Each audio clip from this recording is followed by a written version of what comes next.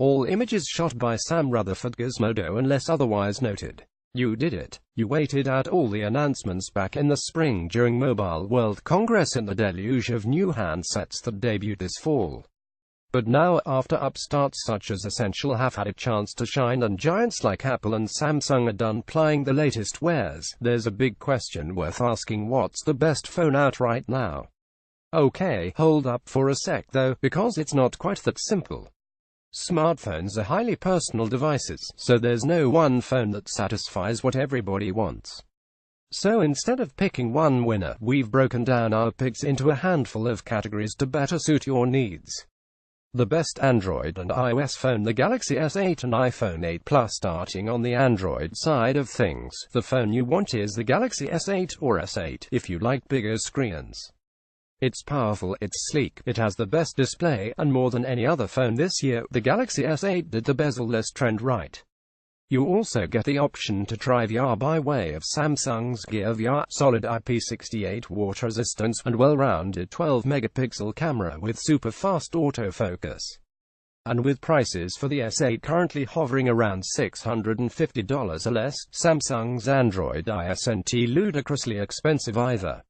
Image Adam Clark Estes Gizmodo. On the other side of the divide, the iPhone 8 Plus is the sensible, though not super exciting pick.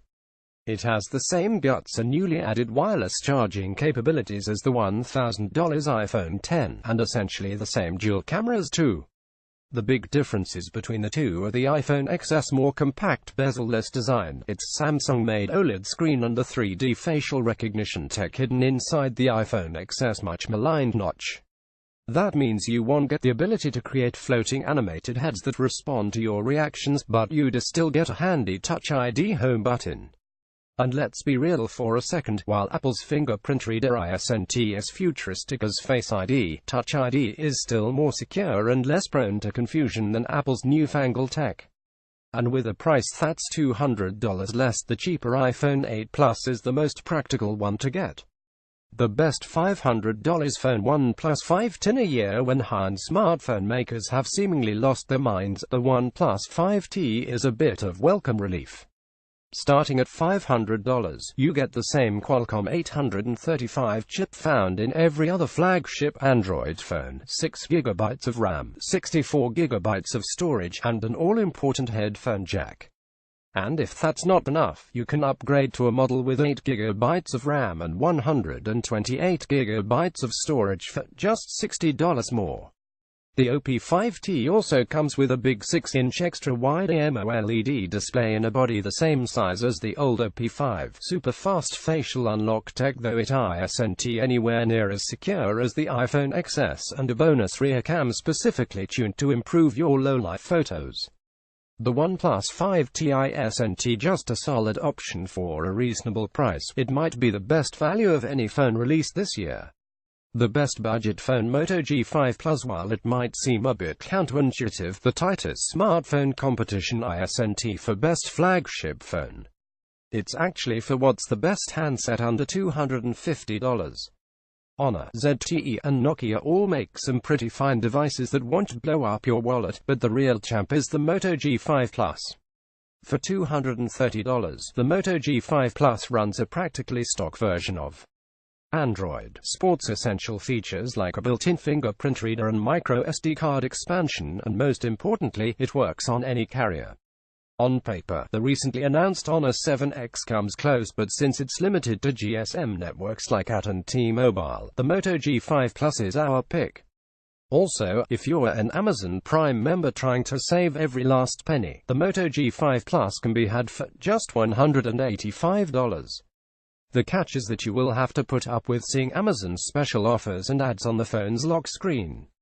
The best big screen phone for business, productivity, and everything else: Galaxy Note 8. Even though we shat on expensive premium phones earlier, if you're the kind of person that uses the phone as the main gadget for getting work done, the Galaxy Note 8 is better than anything else.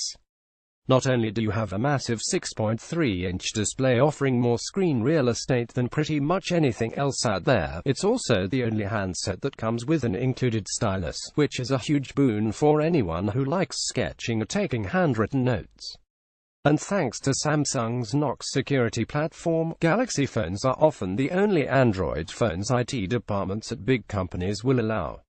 Best camera phone iPhone XWHE. And it comes to the absolute best photos you can get from a phone. It's really a three-horse race between the Galaxy Note 8, the Pixel 2, and the iPhone X. Both the iPhone X and Galaxy Note 8 sport dual camera setups that offer a true 2x optical zooms and a plethora of fancy depth of field effects.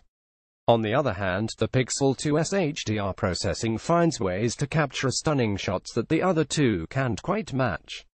But when it comes to crowning an overall winner between portrait mode, studio lighting mode, slightly more detailed zoom photos and super strong color accuracy, the iPhone X is it. We still wish Apple would put a manual mode in the iPhone's camera app though. The best phone for audiophiles, LG V30. Even though we're mired in the battle between wired and wireless audio, there's still one phone that makes music sound better than anything else out there, the LG V30. It doesn't matter if you prefer old-school classical ensembles or electro-charged synthwave hits, the LG V30's 32-bit high-fidelity quad DAC has the power to let you hear notes that other handsets can't recreate. On top of that, the quad DAC lets you choose from several digital filters and sounds presets to best suit your ears. But the best part is that since the V30 is one of the few handsets still rocking a headphone jack, you can listen to music on the V30 using the cans you already own, no dongles needed. The one caveat to the V30 is that its bottom-firing mono speaker is just good, not great. So if you're someone who cares about quality onboard speakers, you're better off going with the astoundingly loud Razer phone, or the boom sound speakers on the HTC U11 or U11. Best battery life: Asus Zenfone 4 Max with a time of 16 hours and 13 minutes, almost a full 5 hours longer than its next closest competitor. The Asus Zenfone 4 Max easily had the best battery life we saw all year. Sadly, almost everything else about the phone is pretty mediocre, even for a $200 budget phone. The next three longest-lasting phones were the OnePlus 5T at $1,122, the Google Pixel 2 XL at $1,117, and the Huawei Mate 10 Pro at $1,113.